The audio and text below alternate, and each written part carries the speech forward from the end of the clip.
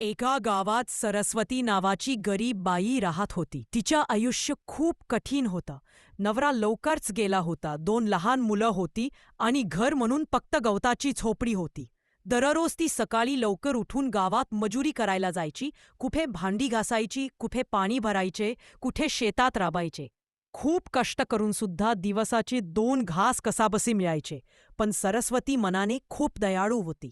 गावात कोणी भुकेला आला तर स्वतः उपाशी राहूनही ती त्याला भाकर पाणी द्यायची. त्यामुळे गावकरी तिला गरीब बाई म्हणायचे. पण तिच्या दयाळूपणामुळे सगळ्यांच्या डोळ्यात तिचा मान खूप मोठा होता. एकदा गावात दुष्काळ पडला. लोकांकडे धान्य उरलं नव्हतं. सरस्वतीकडे फक्त थोडंसं बाजरीचं पीठ होतं. तिची मुलं भुकेने रडत होती. तेवढ्यात काही प्रवासी भुकेले तिची झोपडीत आले.